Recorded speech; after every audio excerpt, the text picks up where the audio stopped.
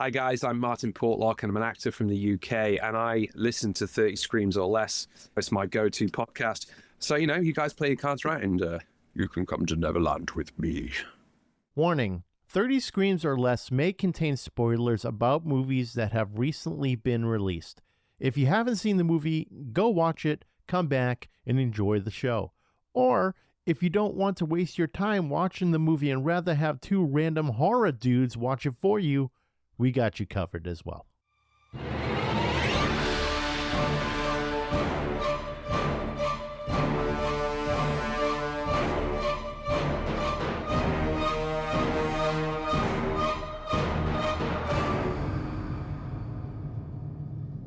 Welcome everyone to 30 Screams or Less, a horror movie podcast where we review horror movies in 30 minutes or less. Today's movie we're going to be reviewing is called Screamboat. It's directed by Steven LaMorte, written by Matthew Garcia-Dunn and Steven LaMorte, starring David Howard Thornton as Screamboat Willie, Sarah Kopkin as Isla Arundel, Kaylee Hyman as Cindy, and Allison Pittel as Selena. The plot of the movie is, on the last ferry of the night in New York, passengers and crew are haunted by a merciless rat, and what should have been a peaceful crossing turns into a bloody massacre. But before we get into it, Corey, last night I was looking in the mirror, and you know what? My beard was looking gnarly. And I said to myself, I can't look like this. I gotta do something. So I decided to break out Beard Octane's beard wash and conditioner along with their beard oil. And dude, my beard looked amazing. I'm glad you turned me on to Beard Octane. Yeah, of course. Like I said, I've been using their products for years and I can vouch for them. And whether you're pounding IPAs or chopping wood,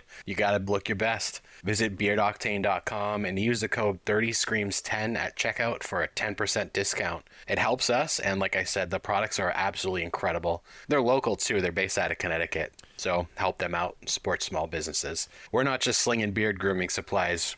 We've been using them for a while. Yeah, we have.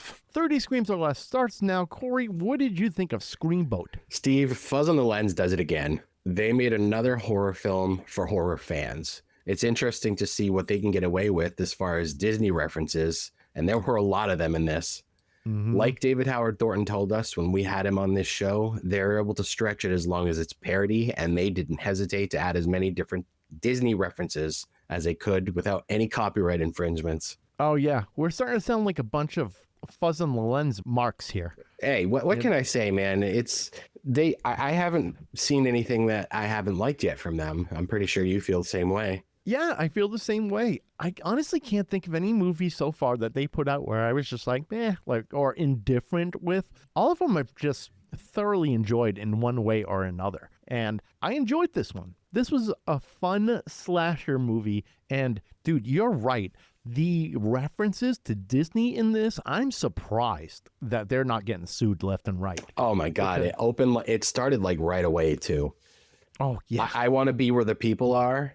Yeah. I heard that and I was like, oh, here we go. Yep. Then they had all those girls that are celebrating a birthday party and they were all dressed up as different Disney princesses. Yep. Let me tell you. So that's so close to like copyright infringement right there. And then later on in the movie, the cartoon of the Steamboat Willie, right? Yeah. There was a really cool image of Steamboat Willie with like fangs that they showed or like really sharp teeth. Yeah. And I was like, damn, that would make a really good tattoo. That or a t-shirt. Either one. Or I think overall the art would be sick for that. Yeah, for sure. It's it feels very Cuphead style. Yep. But I think that's the whole idea of Cuphead is that it was based on kind of that old-timey cartoon look. Now, that cartoon they had, which clearly was made for this movie, and I thought was great, in that I'm looking at it, and it looks like Mickey, like you wouldn't believe. And I'm just thinking to myself, holy shit, this is very, very close to copyright infringement territory. Like, again, I'm surprised that they're not getting in any trouble for any of these references that they're doing. There was even a mini reference, right? Oh, with the dress. Yeah. I'm like, oh man, okay. So I guess that's the workaround, is that you just need to make it a parody and then it's like your own thing. Mm-hmm. It's not like, oh, I'm just going to take Elsa or I'm going to take fucking whatever Disney character and just plop them right in the movie. Now, if you did that, I think that's where you'd probably run into that copyright infringement territory. So I think that they're doing the slight changes prevents that from happening. But man, like this movie was so much fun. Immediately, we're seeing like the two people working in the depths of that steamboat. Yeah.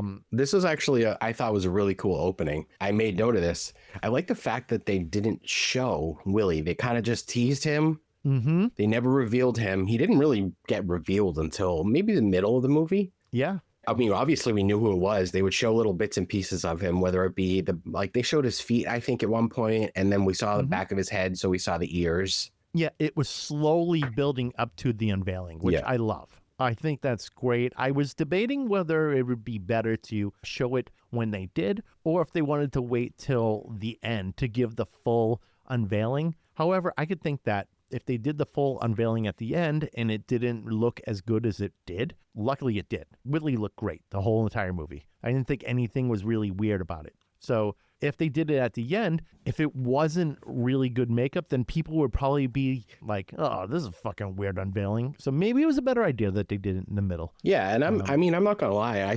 When we saw the concept art, not even the concept art really, but when they started showing actual like images of the film of Steamboat Willie, we saw like that. There was a statue or something that they were carrying around with them to do all their conventions, the Fuzz on the Lens guys. I just didn't like the look at all. I thought it was corny. But then once you see it in action in the movie, because I'm like, how are they going to make Mickey Mouse a mouse in this movie and he's hunting humans? Exactly. And they did it. They pulled it off. When I saw that still from the movie that you showed me a while back, I was like, oh, I don't know how I'm going to feel about this because it looked really weird, just the photo. Yeah. It's easy to judge it just by looking at it. But then when you actually watch the movie, it all makes sense. And the makeup that they did for this was great. It definitely is better than the last Steamboat Willie movie we watched. Oh, God. Let me tell you. Yeah, we'll talk about that, I'm sure. Maybe. So this opening scene here, like when the cop's getting beat to death with a hammer and then he got hung upside down and then dipped in the propeller of the ship. Oh, the whistling as he's like doing it. Oh, man, that was fucking funny as hell. I love that. So Steamboat Willie is just whistling random theme songs throughout the movie. Like, I think he did Take Me Out to the Ball Game at one point. Yeah, I think so. Yeah. I think because I just watched it. I just finished it like 10 minutes ago. Okay.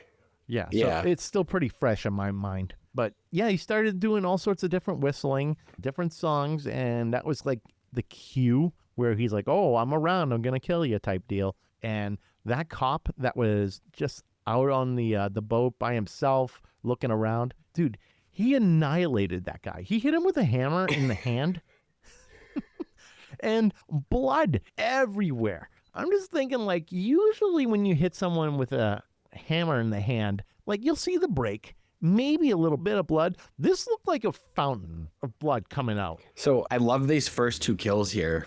So you got this guy getting killed, with a boat propeller.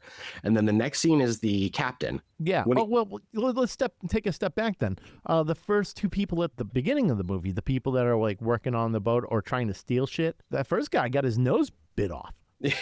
Yep. And spit off. And then he just like spit it onto a flat surface. Yep. And presumed dead, obviously.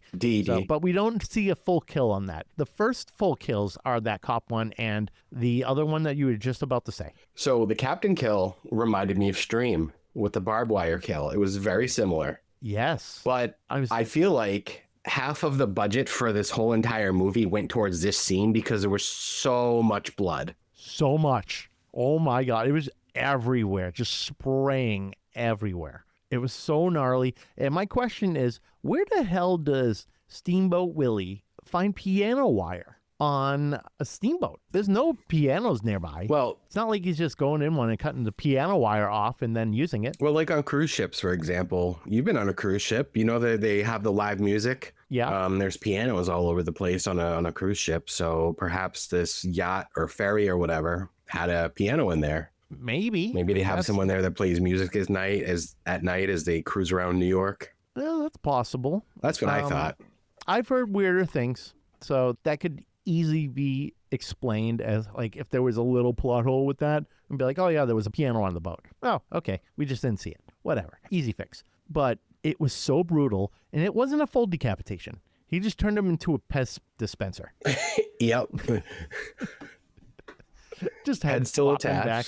Yeah, head still attached. It does eventually fall off at one point, but we see some epic deaths in this movie, man. What's another one of my favorites? Oh, the guy getting his dick cut off, getting castrated. Oh my God! While he's getting some from his lady. Oh God, I saw that coming from a mile away though. Like the sex scene between them. Well, we'll say sex scene. It's really just her giving him a blowy. So she's walking past this cop. The cop's on this phone. This is like towards the beginning of the movie, and I knew right away that her and him were gonna do something. So later on, she takes off her top, doing the deed, and Willie just jumps out, cuts off the other Willie, and it's still in her mouth. And there's blood spraying all over her, all over the place.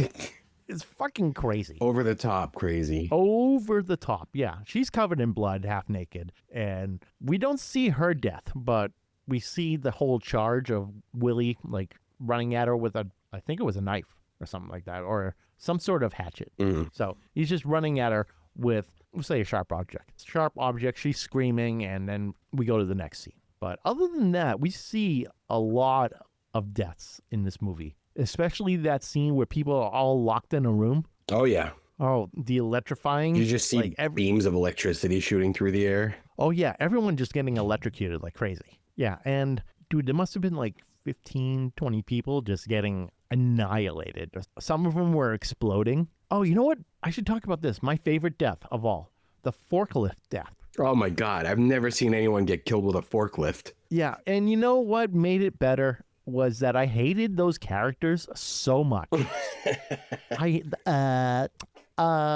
Whatever. Like, oh, the girl talking like that. I'm like, oh my God, shut up.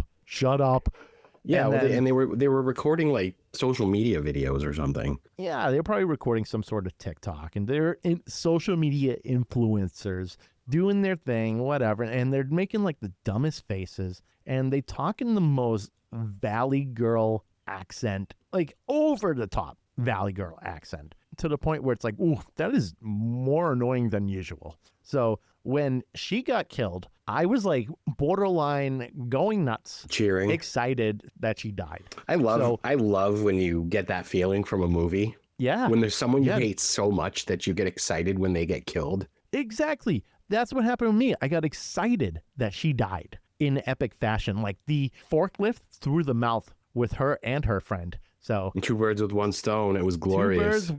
Two birds, one stone. He's a certified forklift driver, clearly.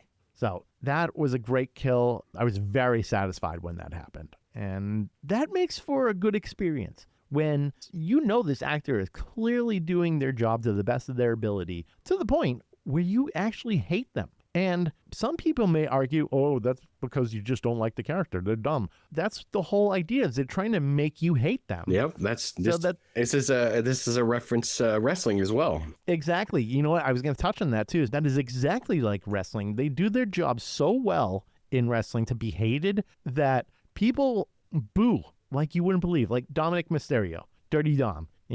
Everyone boos the fuck out of this kid. There were heels back in the day that were so good, like Iron Sheik, for example. Mm-hmm. When they used to have to hire security to bring him to the ring because people were throwing weapons at him, or he would get death threats. Oh yeah, they would all get death threats. People took that very serious, especially when they were thinking that he betrayed the country. Yes. Yeah, that was the thing not Iron Sheik. I'm sorry.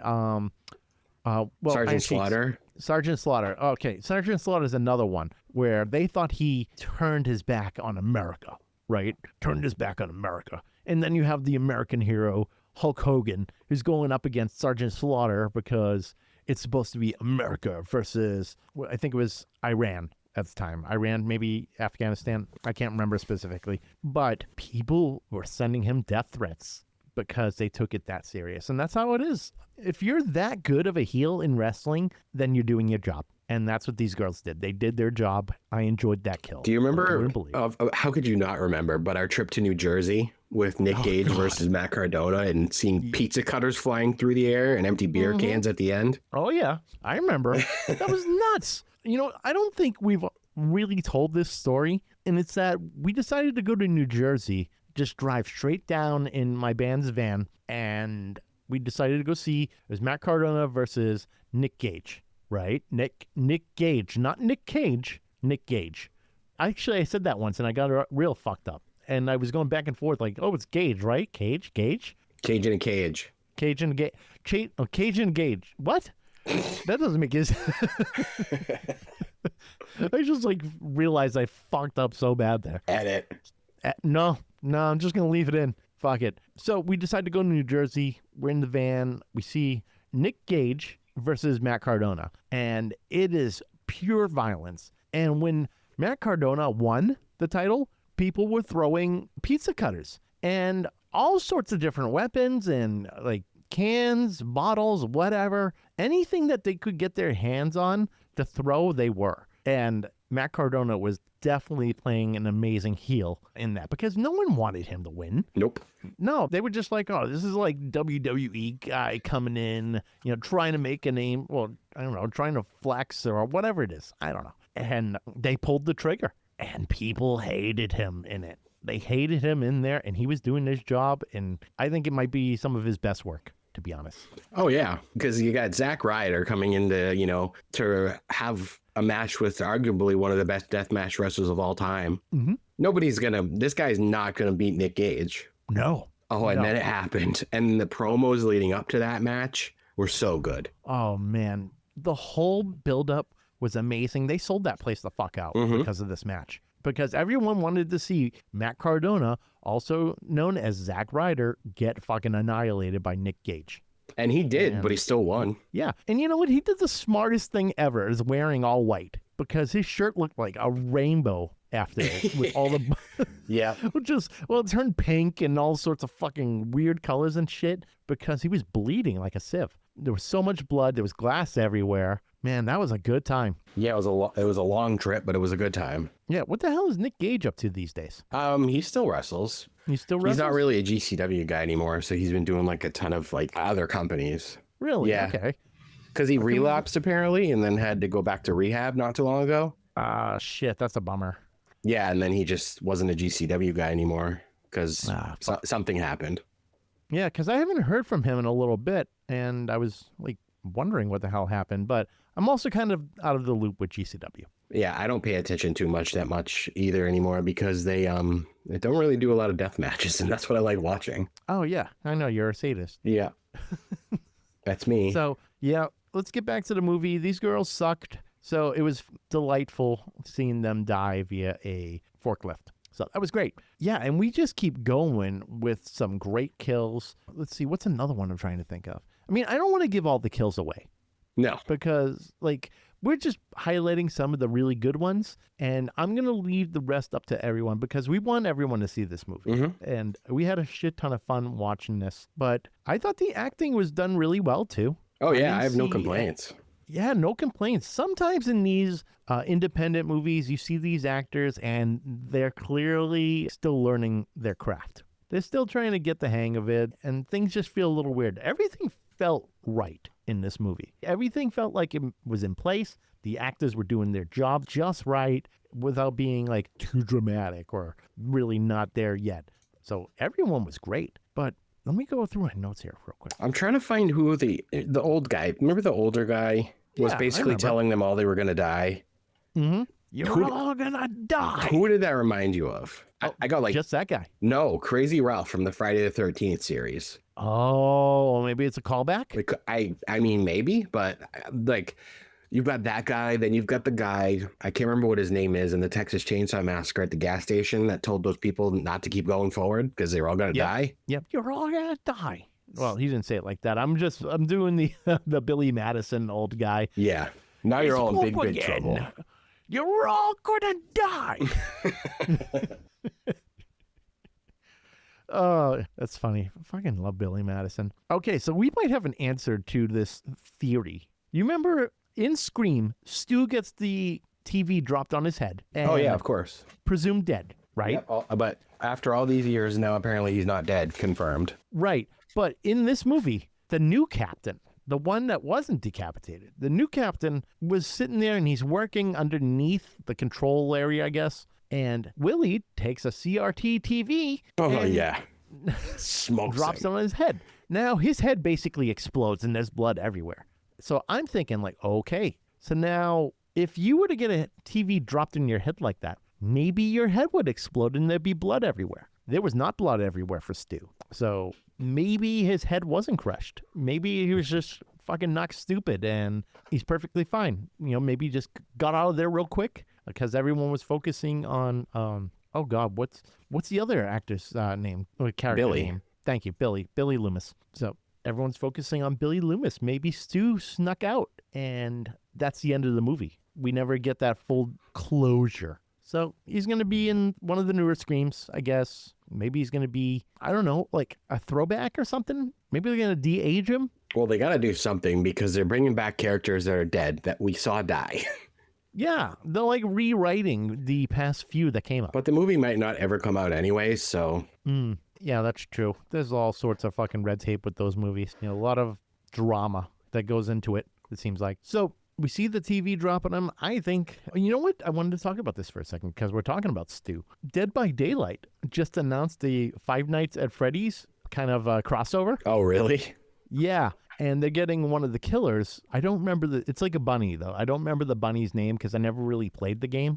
I haven't either. I mean, we watched the movie, though. We didn't review it for the podcast, but... Who watched it?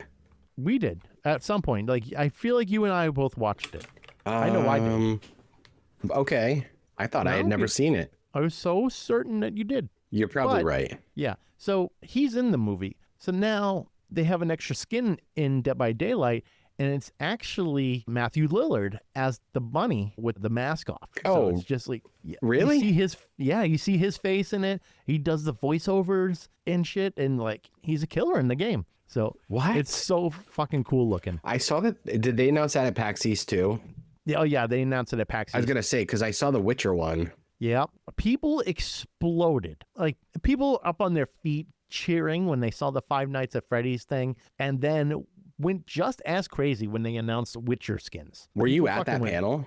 Yeah, I was. It was fucking awesome. I had a good time with it because it was like their, I think, 9th anniversary, like basically their 9th birthday of the game being out. I'm surprised it's been out for this long. Yeah, I'm looking at it right now. That's crazy. There's a new map too. See, that's the thing. It keeps adding content, so it's not getting stale. And that's why people play it so much. And that's why they have like 60,000 people playing it a day, which is pretty good. Actually, I don't even know if that's a day. I just like on my way up to Maine at 5 a.m. for shits and giggles decided to look and there were 60,000 people playing Still? at 5 a.m. No, wow. Okay. Yeah. So a lot of people play that game. We should play it again. We used to play all the I would time. love to play that game again. That game's so much fun. It's I can scary, play it pretty though. much everywhere. I have it on PC or PlayStation. It's so scary. Yeah, it's fucking terrifying. I was playing it recently, and I was just chasing people around as Ghostface. Oh, I love fucking with people. I'll just like kind of bob out and look at them, stare at them, and then like there's this whole charging deal because if you're stalking them, it charges, and then everyone's like one hit kill, or you just one hit down, pick them up, throw them on the hook, good to go. Love that game. But we're going a little off topic again. We tend to do that. Again. What else is new? So trying to think about where I am in my notes. Again, the animation that they showed after the new captain got a TV dropped on his head. I love that animation. Some serious work went into this movie. Yeah. I'm really curious what the budget was because they did a lot for an indie film. Yeah. And I know, You know the what? fact that they didn't have to pay, well, shouldn't say that they didn't have to pay, but I'm sure they got a good deal on the boat itself because it's owned by Pete Davidson. Oh, is it? You didn't know this?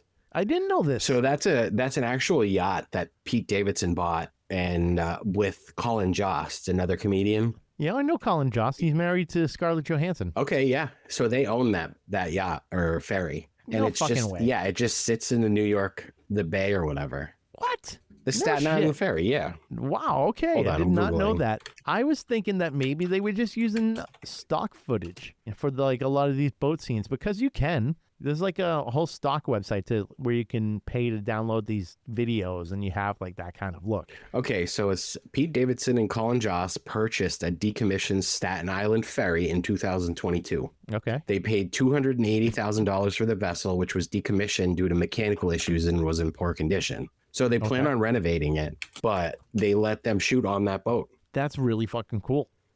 Yeah, So the decommissioned Staten Island ferry owned by Pete Davidson and Colin Jost was used as the set for the horror movie Screamboat. no shit. I was thinking it was some sort of backlot deal where, you know, with the Terrifier guys, they tend to make a lot of this stuff like in the fucking backyard and all sorts of shit, right? They just have like that skill to make it look like they're at a location when they're not. So I didn't know if maybe it was that kind of deal. I didn't realize they actually rented out a whole fucking boat for this movie. Yeah. So, Yeah, the whole movie was shot on it. Oh, And shit. I bet there's some kind of tie there though too, because did you watch the show Bupkis? no, I didn't. Do you know what it is? No. I Okay. don't. So it's just a show that Pete Davidson basically did about his life. It's pretty good, but there's an episode with David Howard Thornton as Art the Clown. Oh, I've heard about that. Yeah. So maybe they're friends in real life. I'm not sure. You know, I didn't look at the whole credits for the movie as it was like playing at the end. I probably should have because they were showing all sorts of crazy animations when they were like doing the people's names. Yeah, I watched it all. It's great. Oh, awesome. Did they mention Pete Davidson and Colin Jost as like executive producers or something? Not that No, I saw, huh? no. Fucking screw job. Damn. I would have been like, I want to be an executive producer on this film just for letting you borrow the boat. Yeah, no, he's not. Not even on IMDb. He's not credited with anything. No shit. All right. Well, they probably just paid him maybe 50 grand or something. And, you know, that makes a dent in that boat payment. Yeah. Yeah, 50,000 just for like, oh yeah, you can like hang out on here for, I don't know, like 2 weeks and film this movie. I wonder if they started renovating it yet. I don't see why not. You know, that brings up the question of, did they use green screens then for the water? Because if this boat's got mechanical issues, it's not sailing anywhere. Oh, yeah, Or- they definitely CGI, green screen, whatever, because they made it look like it was sailing and, like you said, the water. Mm-hmm. There was some Evil Dead shit happening too. And here's what I mean by that. You know, with Sam Raimi back in the day, to do scale, he would have like a projection on the screen of like the character. Well, Army of Darkness is probably a better example. They would have like a projection on the screen of the fucking flying demon thing, and Ash is trying to like jump up and grab at it. They pulled kind of the same deal. They had Steamboat in the background, and it clearly looked like it was like projection look because it was a little faded. And then there was like the girl that went crazy that was trying to like help Willie. They got blown up. Of course, they didn't die, but I noticed that they were using some of that trickery as well. So they were going back and they were using a lot of the old techniques. So using that type of technique with the projection and also doing scale. So like, I think they had David Howard Thornton a little bit further back from people, making it look like he's smaller than he is. But I thought the CGI in this was really well, or I should say the green screening in this was very well done. I didn't see any green lines anywhere. I'd love to know how they actually filmed those Steamboat Willie stuff, the scale. Yeah. Because he's like 2 inches tall in the movie, but He's pretty obviously short. in real life, you've got a, 5'6" David Howard Thornton wearing a Mickey Mouse costume. Yeah, he's a lengthy guy. So they clearly did a bunch of green screening, and I thought it looked awesome, especially when he was standing next to that Mateo kid. It looked so good. It looked like there was an actual, like, I don't know, maybe 6 or 7 inch mouse standing there holding his hand about to throw him off a boat. Yep. Do you remember that scene? Oh, yeah. Oh, yeah. You know, I figured we were going to get a dead kid out of this. Yeah, Mateo looked like he was about to go for a swim like that guy in the beginning through the propeller, but... Oh, yeah. So I'm surprised that the boat basically stopped and the kid was just hanging out there in his little garbage heap. He was floating on a trash can. Doing his best Jack impression. Yep. What a shitty garbage Jack impression. But yeah, so we can skip ahead a little bit towards the end because we're basically there. Selena dresses up as Minnie, and at this point, Willie is already infatuated with Selena. So he saw her earlier in the film, and you heard that like the love music that you usually hear in yeah. movies where someone is like completely smitten with someone else. Usually cartoons, like a cartoon will see a beautiful woman and it's like, how does the song go? Da, da, da, da, da, da. You know that song? I know what you're talking about. I was really hoping you would try and do it. You did it, so thanks. I did it. Yeah. Mine was obviously a little darker because of my deeper voice. I didn't do it like the high pitch. So, yeah, that happened like early in the film. He's infatuated with her. So she's dressed up as Minnie, and she's still trying to kill him. She dressed up to like kind of throw him off. So that way he's like, oh, you know, I'm in love. And it's funny because earlier he handed her a bouquet of ears. I thought that was fucking hysterical. Yeah. Here's some ears, some Mickey Mouse or some Minnie ears. Minnie ears, yeah, exactly. And it's funny that it's almost like he tried to become good because he saw Selena hanging off the side of the boat about to fall off and he's ready to hit her with a pipe. But he had a flashback about Minnie hanging off the boat. And really, he just misses his Minnie. And so he had this like vision of her and he pulls Selena up, like trying to protect her. Selena stabs him in the head anyways with scissors. And dude, he should have been fucking super dead. Yeah, but capital D-E-D. Like capital D-E-D dead. And he does the whole, like during the death, he does the whole wave thing like, ah. Yeah. He never speaks. He just makes funny noises. And I think that is a beautiful thing. So speaking of not speaking, I believe when we talked to David Howard Thornton, he told us that Steamboat Willie did speak in the movie. And in this movie, there was one scene where Dom says, "Oh boy." Oh, which really? is, you know, Mickey's saying. Fucking missed that. Oh, so boy. I wonder if something happened last minute where they wouldn't let him speak. Instead, he was just making those noises that he made throughout the movie. I don't know, but I swear he told us he was going to talk. Yeah, you know, I'm glad he didn't. I think it makes more sense for him not to talk because the Steamboat Willie cartoon, he doesn't talk. He just whistles the whole time. Has David played a role yet where he's had dialogue? That's a good question. No. So three Terrifier movies: Screamboat, Stream. Yeah. Mean one. Yeah, none of them speak. None of those, at least. Maybe we're missing a movie that he did. Let's take a gander real quick. I'm going to look at his IMDb. Gotham? What? Well, he was in, let's see. Well, Joker's Wild short. That's that. Yeah, so that was the YouTube thing. He definitely spoke in that, but he was like a Joker voice. Yeah.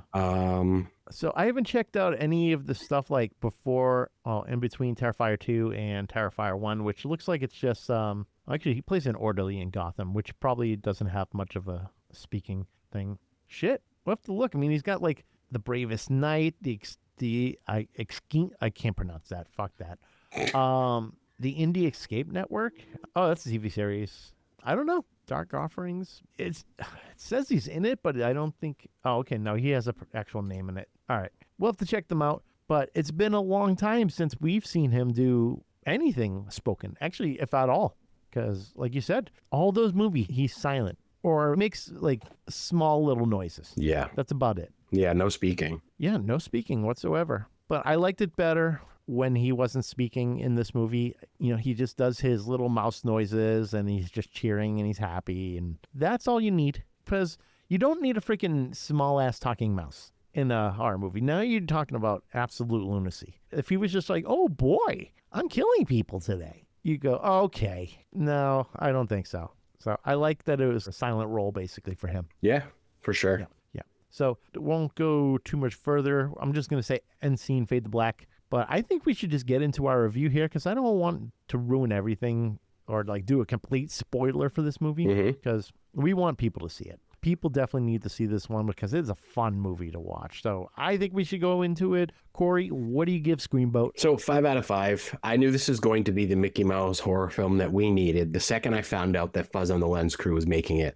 I love that they made Steamboat Willie an actual mouse and not a human wearing a mask like that last piece of shit cough mousetrap we watched on this same topic. It was campy and it never dragged.